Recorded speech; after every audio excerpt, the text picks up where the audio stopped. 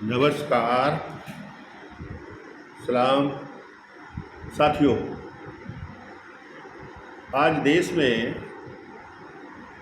विकृतियों के कारण रोज़ नई नई घटनाएं होती चली जा रही हैं। अभी आपने देखा होगा लखनऊ यूनिवर्सिटी में रविंद्र कुमार प्रोफेसर पर आरएसएस के लोगों द्वारा जिस तरह का हमला किया गया, इसी तरह से लगातार कहीं न कहीं जो लोगों पर हमले हो रहे हैं और ये पूरी तरीके से मानवता को खत्म करने वाले हमले हैं और ये लगातार हो रहा है। आप वो जज्बात में आकर उसका मुकाबला करते हैं कि तू वार करते हैं और तो इस तरह के जैसे आदरणीय चंद्रशेखर आज़ाद, जिसे बावन मेषराम, इससे माननीय राजरत्न अम्बेडकर बाबा साहब के परपोते, तो इस तरह के जो जज्बाती हमला हो रहा है ये और नुकसान कर रहा है कि आप उस हमले को, जो आरएसएस का जो मानव विरोधी है, उसको आप रोक नहीं पा रहे हैं, उसको आप कमज़ोर नहीं कर पा रहे हैं, क्योंकि आप उसके कारण को नहीं समझ पा रहे हैं कि ये हमले जो ये मानव विरोधी या आरएसएस के लोग या ब्राह्मणत्व के लोग जो कर रहे हैं, आखिर ये क्यों कर रहे हैं।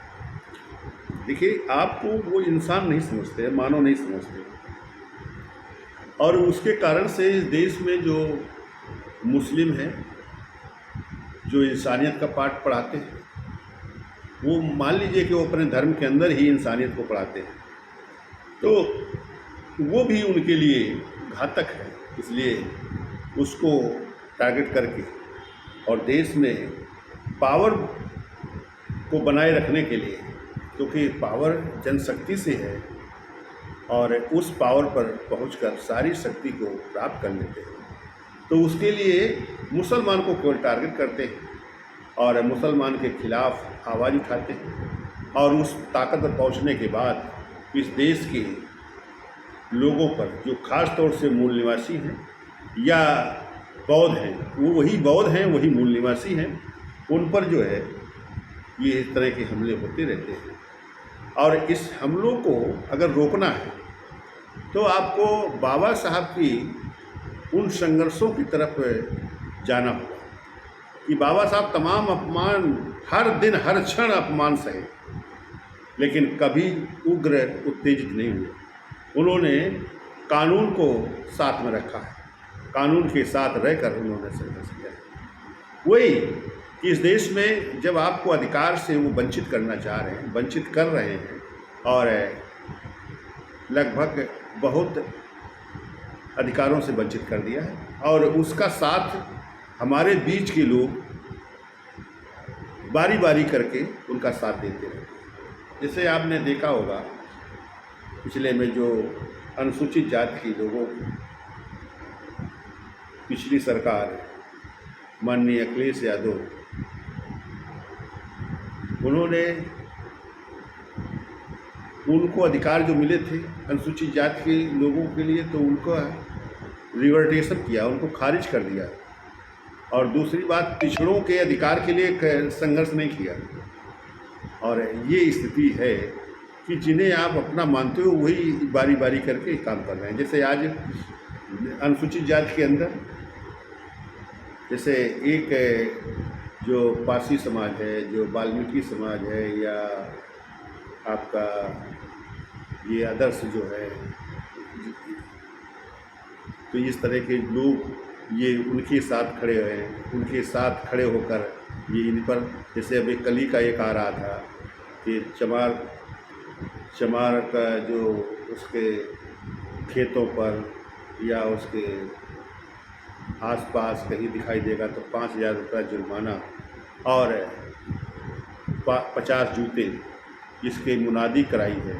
हालांकि उसमें प्रशासन ने उनको कुछ को पकड़ा है और इसके बाद उनको SC/ST का केस भी दर्ज किया है।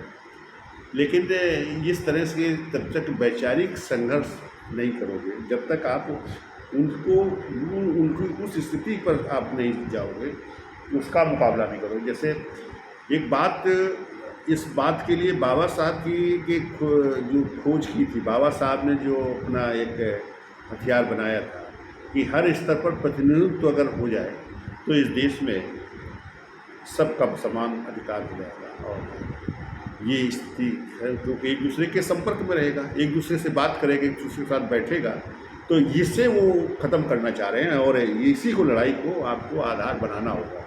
जब तक आप इसे आधार नहीं बनाओगे, जब तक बेस संघर्ष का नहीं बनाओगे, तब तक आप संघर्ष में न जीतोगे, क्योंकि पूरे देश में विकृत है। आज आपके बीच में वो धारा आ गई है कि अपनी श्रेष्ठता का आधार लिए कि हर जाति अपने को श्रेष्ठ मानती है, हर व्यक्ति अपने को श्रेष्ठ मानता है।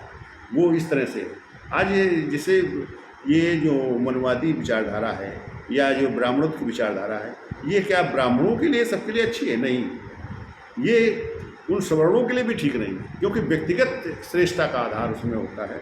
और इसलिए वो जातियों के आधार पर भी श्रेष्ठ हैं और श्रेष्ठ रहना चाहते हैं, उसके आधार पर संघर्ष हो रहा है। तो आप अनुसूचित जाति के हैं या पिछड़े हैं तो आपके ऊपर ज़्यादा संघर्ष है, क्योंकि जातीय आधार का देखें, और दूसरा उनमें जो है संघर्ष केवल व्यक्तिवाद का है। तो ये इस तरह का संघर्ष है, लेकिन है सबके लिए खतरा है। तो इसको आपको एक ऐप बनाया गया है, ये राष्ट्रीय भागीदारी आरबी आंदोलन का, और इससे आप अगर ज्वाइन करें, इससे अगर लोड करें तो इसमें कुछ प्रोफार्मा है, और इसमें कि जो उसको कैसे कैसे किया जा सकता है वो थीसिस है, वो तो उसका एक तरीका ढंग उसमें दिया गया है। तो उसमें इस देश में उस हर स्थिति पर बगैर मुकाबले के आप उसमें हिस्सेदारी में पहुंचेंगे और उनकी भी हिस्सेदारी मिलेगी, तो आपकी जनशक्ति बढ़ेगी।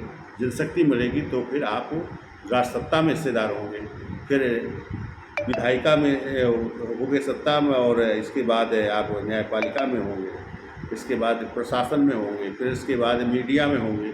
जब हर स्तर पर आपकी भागीदारी होगी तो इस देश में जो इस तरह के संघर्ष हैं खत्म होंगे और आप अपने संघर्षों में सफल होंगे।